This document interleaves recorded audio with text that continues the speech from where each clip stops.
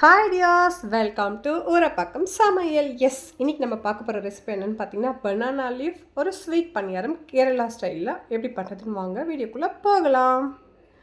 இப்போது நேந்தின பழம் தான் இதுக்கு கரெக்டாக இருக்கும். நேந்தின பழம் ஒரு 5-6 எடுத்து அந்த ஓரங்களை கட் பண்ணிக்கலாம். கட் பண்ணிவிட்டு 2 பீசஸாக கட் பண்ணிவிட்டு இட்லி பாத்திரத்தில் வச்சு ஸ்டீம் பண்ணிக்கலாம்.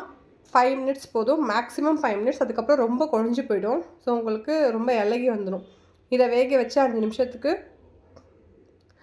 எடுத்து வச்சு கம்ப்ளீட்டாக ஆற விட்டுறலாம். இது ஆறட்டும், ஏன்னா சூடாக இருக்கும்போது நமக்கு பிரித்து செய்கிறதுக்கு வராது. இந்த மாதிரி ஒரு பிளேட்டுக்கு மாற்றிட்டு கம்ப்ளீட்டாக ஆற விட்டுருங்க. இப்போது ஒரு மூடி தேங்காவை உடச்சி குட்டி குட்டி பீசஸாக கட் பண்ணி நீங்கள் திருகினாலும் ஓகே. இந்த மாதிரி மிக்ஸி ஜாரில் போட்டு குறைன்னு அரைச்சி எடுத்து வச்சுருக்கேன். இது இருக்கட்டும்.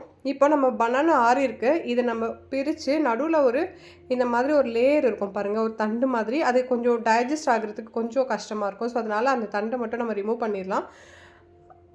இப்போ க்ளீன் பண்ண பனானாவை ஒரு ஃபோர்க் வச்சு நல்லா மசிச்சுக்கோங்க. கைகள்லையும் போட்டு நல்லா இதை மசிச்சுக்கலாம். இப்போ ஒரு கப் அரிசி மாவில் கொஞ்சமாக உப்பு சேர்த்துட்டு ரெடி பண்ணி வச்சுருக்க பனானா உள்ளே சேர்த்து நல்லா இதை பிசையணும். ரொம்ப சப்பாத்தி மாவு மாதிரி ஹார்டாகவும் இருக்கக்கூடாது, நல்லா சாஃப்டாக இருக்கணும். நம்ம இலையில வச்சு தட்டுற மாதிரி. நெய் சேர்த்துக்கோங்க, உங்களுக்கு ஃப்ளேவர் நல்லாயிருக்கும் சாப்பிட்றப்ப அந்த வாசனை. ஸோ இப்போ இதை ஒரு ஈரத்துணியில் போட்டு மூடி வச்சிடலாம். இப்போ இது இருக்கட்டும் ஒரு ஓரமாக.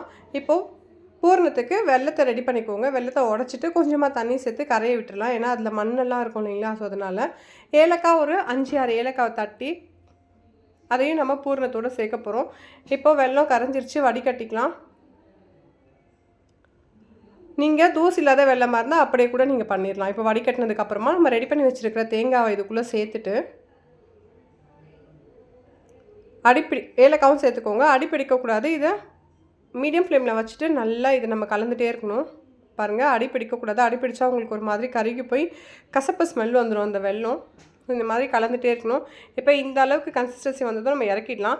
மாவை ஒரு சின்ன சின்ன உருண்டைகளாக எடுத்து வாழை இலையெல்லாம் நல்லா வச்சு பரட்டிட்டு ரெடி பண்ணி வச்சுருக்க பூரணத்தை உள்ளே வச்சு இந்த மாதிரி பாருங்கள் ஃபோல்ட் பண்ணிவிட்டு ஓரங்களை நல்லா ப்ரெஸ் பண்ணி விட்டுட்டோம் அப்படின்னா நமக்கு இந்த மாதிரி அழகான கன்சிஸ்டன்சியில் ரெடி ஆகிடும். ஸோ இப்போ இதை இட்லி பாத்திரத்தில் வச்சுட்டு 5 to 10 மினிட்ஸ் போதும் கண்டிப்பாக. ஸோ அந்த 5 to 10 மினிட்ஸில் நல்லா ஸ்டீம் பண்ணி எடுத்தீங்க அப்படின்னா செம்மையாக இருக்கும் இந்த ஸ்மெல்லு. அந்த ஃப்ளேவர் அந்த வாழை இலையில் அது குக் பண்ணி வரும்பொழுது நம்ம ஓப்பன் பண்ணும்போதும் சரி, சாப்பிட்றப்பவும் சரி, அந்த நெய், ஏலக்காய், வெல்லம், நேந்திரம் பழத்தோட அரிசி மாவு கலந்த அந்த ஒரு டெக்ஸ்சர் அது செம்மையாக இருக்கும் சாப்பிட்றதுக்கு. குழந்தைங்கலேருந்து பெரியவங்க வரைக்கும் எல்லாருமே விரும்பி சாப்பிடுவாங்க. ஒரு பக்காவான ஒரு ரெசிபி. இது கண்டிப்பாக ட்ரை பண்ணுங்கள். டாட்டா.